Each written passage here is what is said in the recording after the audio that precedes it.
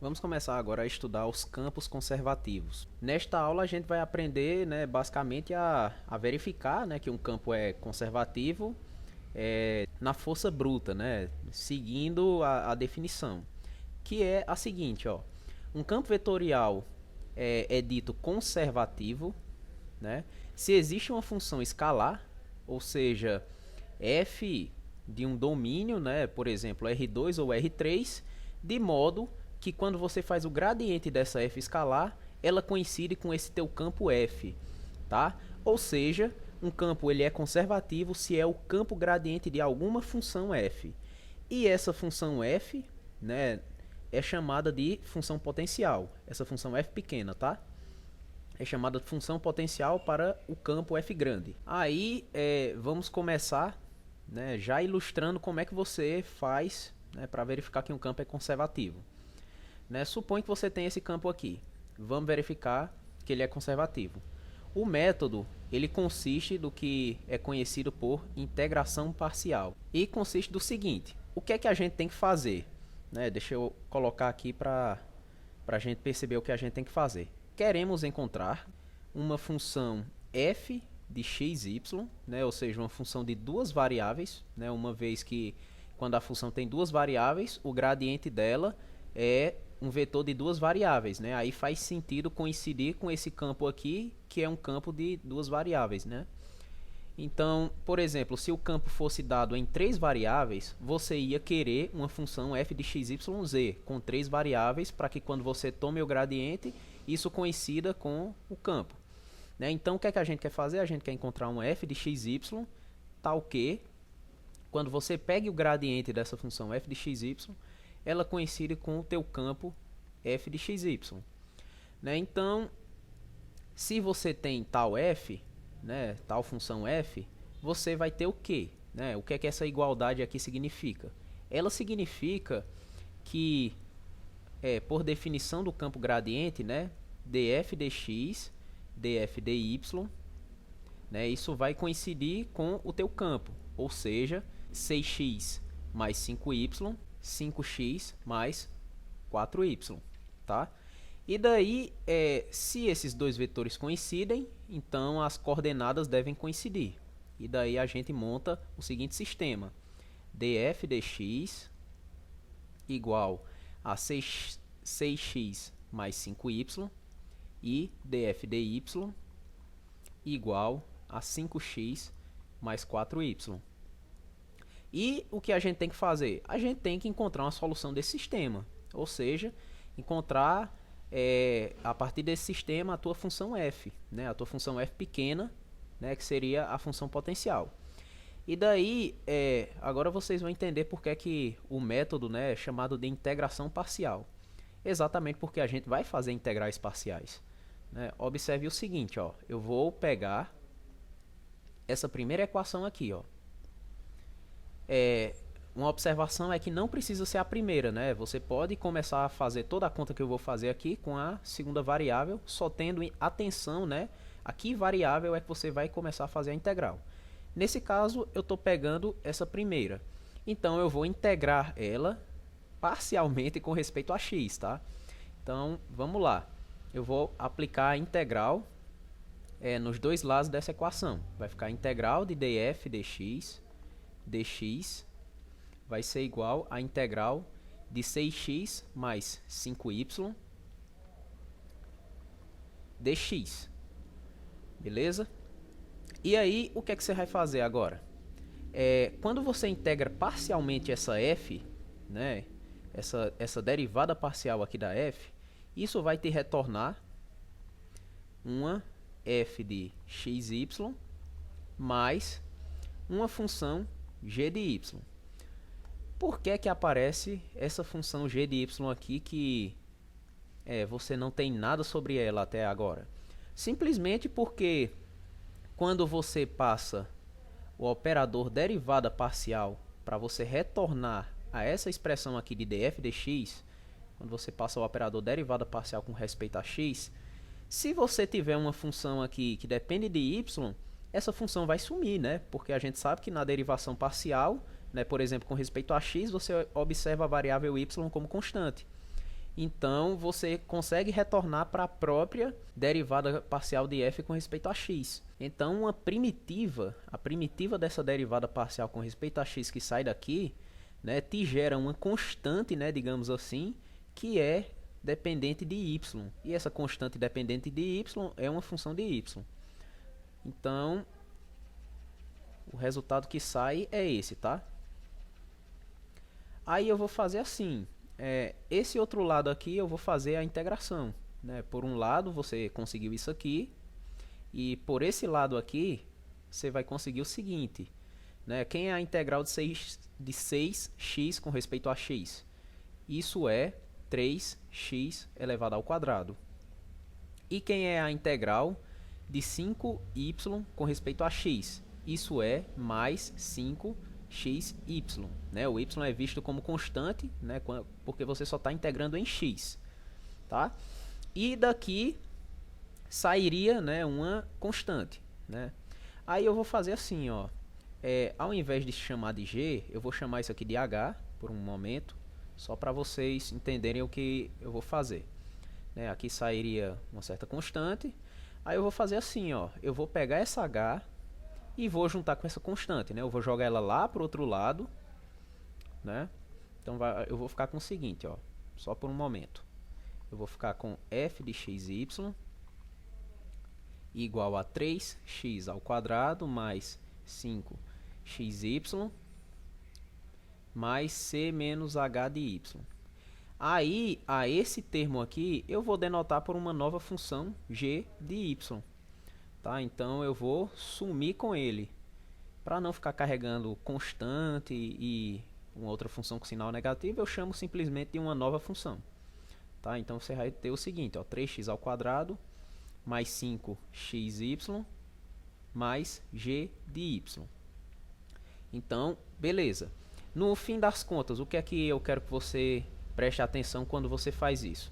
Você fez a integração parcial com respeito a x, né, de uma derivada com respeito a x, você obtém a função mais uma constante da variável oposta a qual você fez a integração. No caso, se você fez com x, vai surgir uma função de y.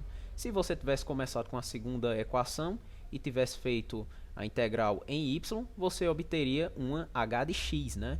E você sempre pode fazer essa conta, jogar lá para o outro lado, juntar com a constante e considerar apenas uma função de y. Tá? E se fosse no caso de você ter começado com a segunda equação, uma funçãozinha de x.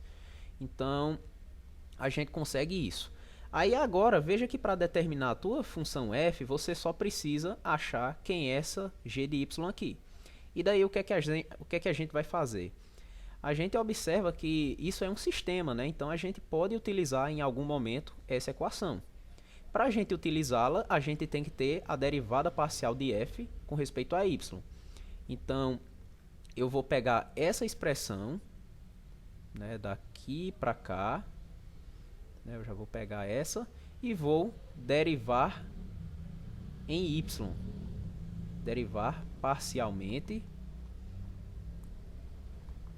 em y.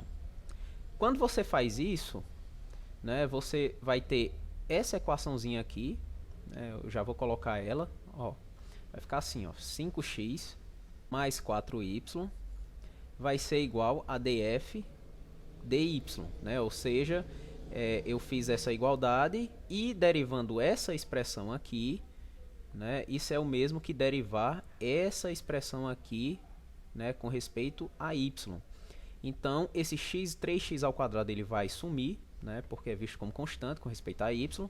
E aqui vai ficar um 5x. Né, a derivada de 5xy com respeito a y é 5x.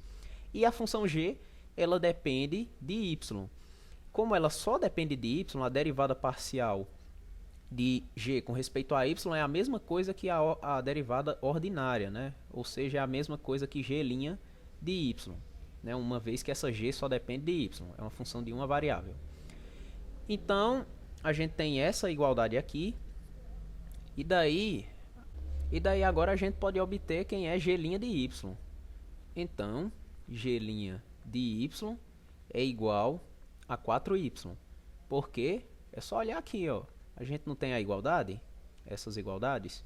Então eu passo o 5x para o outro lado, cancelo e fico com g' de y igual a 4y. Aí, como é que você consegue g? Agora você faz a integração em y, para você conseguir essa g. Então, quando você integra em y, né, você fica com a integral de g' de y dy igual a integral de 4y dy. Só que daí, a integral da derivada, né, teorema fundamental do cálculo, isso vai te dar g de y igual a 4y ao quadrado sobre 2, que eu já posso reescrever na forma 2y ao quadrado mais c. Pronto, então tá aqui a tua g de y. E era só isso, né? Era o que faltava para a gente conseguir nossa f, né? Basta você relembrar daqui dessa expressão, ó. Né? Bastava você achar a g. Então, conclusão que a gente tem que f de xy pode ser, né, escrito como... Aí você usa a primeira parte, né? 3x ao quadrado mais 5xy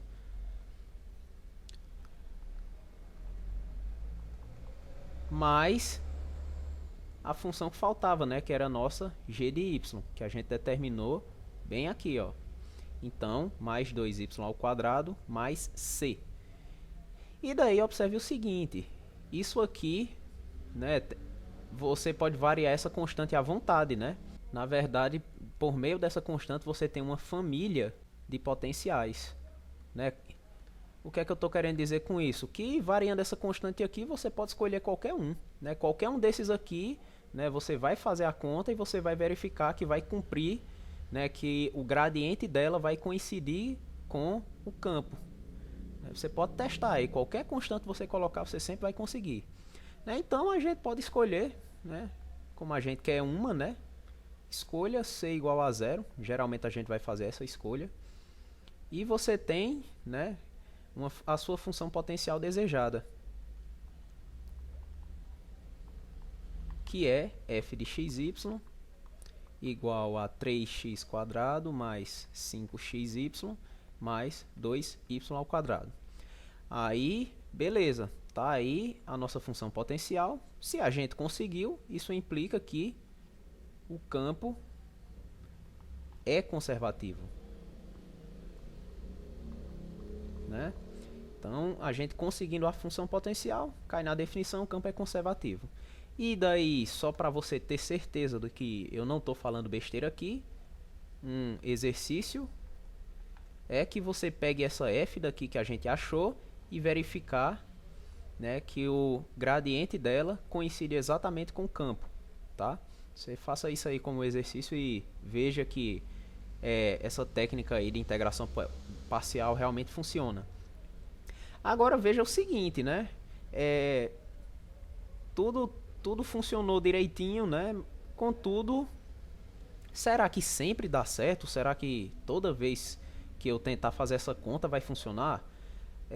A verdade é que não, né? Porque senão todos os campos seriam conservativos, né? Uma hora isso aí pode falhar, né? Então, exatamente por isso, né, a gente vai dar um critério para você verificar de cara, né, que o campo não é conservativo, tá?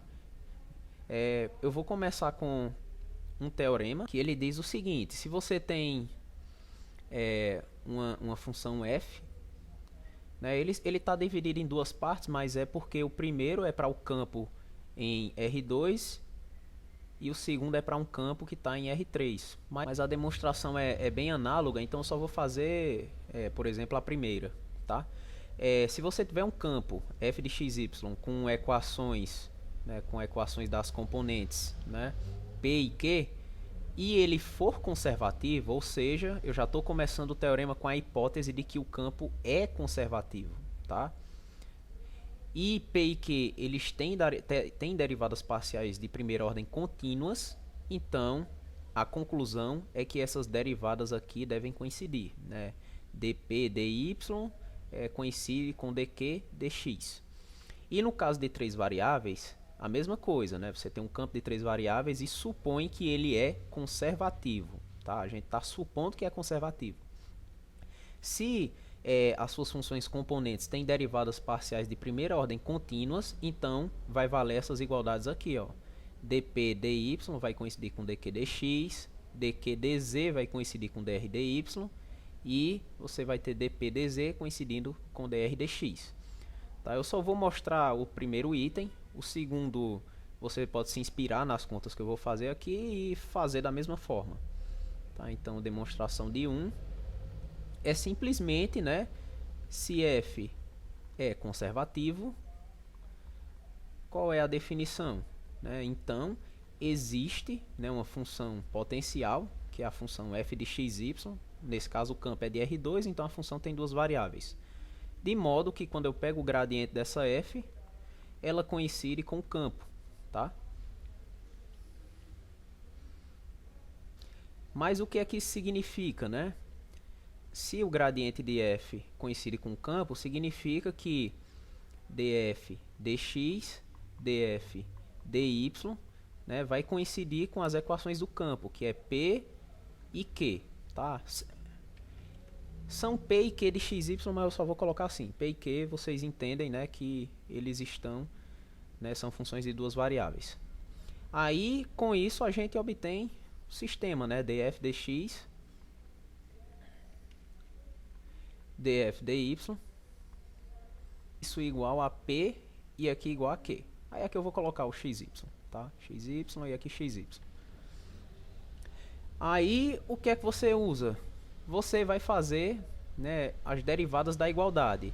Você vai derivar p com respeito a y, né, ou seja, você vai derivar essa primeira igualdade com respeito a y, né, ou seja, só para indicar, eu vou pegar essa igualdade aqui e vou fazer isso, aplicar o operador derivada parcial em y. E vou pegar o segundo e aplicar o operador derivada em x. Então você vai ter o quê? Né? Você vai ter o seguinte, ó, derivada com respeito a y de p vai ser igual a derivada com respeito a y da derivada de f com respeito a x. Aí eu vou colocar aqui, né, a partir da segunda, né? Você vai ter assim, ó, dq dx, isso vai ser igual ao quê? Né? Derivando essa segunda expressão é o mesmo que você pegar e fazer dx df dy, né? Aí, para a gente concluir a nossa igualdade, né, se você reparar lá em cima, ó, no teorema, é que dp dy é igual a dq dx. Para você concluir essa igualdade, você teria que concluir o quê? Teria que concluir, por exemplo, essa igualdade aqui, né, porque daí você ia conseguir imediatamente o resultado. Aí eu pergunto para vocês, essa igualdade aqui é verdade? A resposta é sim. E por quê? Pelo teorema, né, que é bem conhecido do cálculo 2, teorema das derivadas parciais mistas. Né? Isso aqui é o teorema de Clairaut. Né? Acho que se escreve assim. Ou também conhecido como teorema de Schwartz. Né?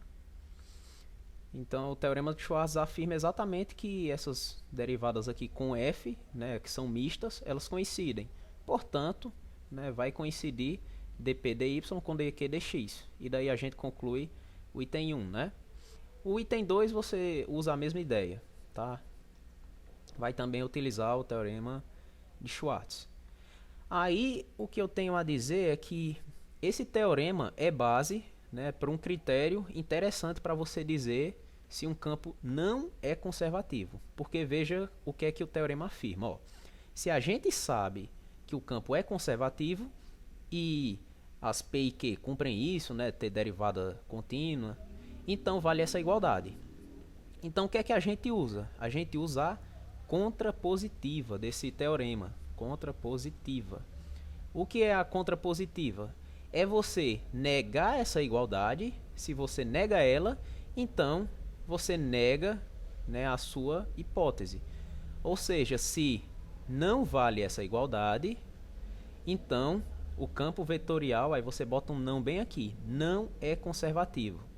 E é exatamente isso que eu coloco aqui nessa observação. Ó. O teorema, né, serve para determinar se o campo não é conservativo.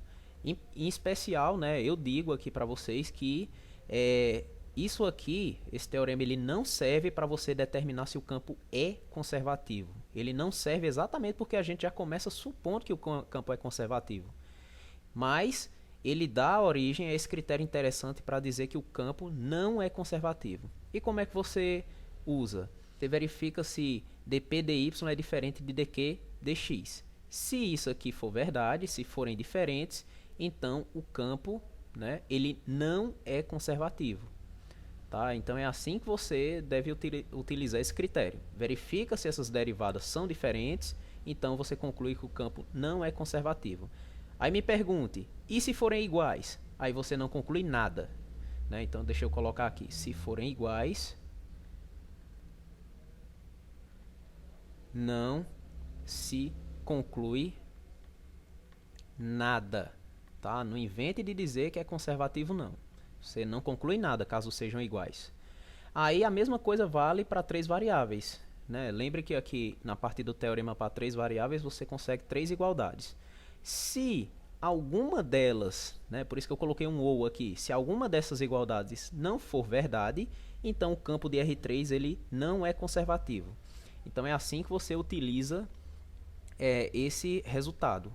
Aí eu coloquei essa frase aqui, ó, se forem iguais não se conclui nada, mas existe de fato um critério, né, no qual se você verifica essa igualdade, então você consegue concluir que o campo é conservativo. Só que esse critério ele exige que você tenha uma hipótese adicional sobre a região em que o seu campo está definido, que é quando essa região é chamada de região aberta e simplesmente conexa.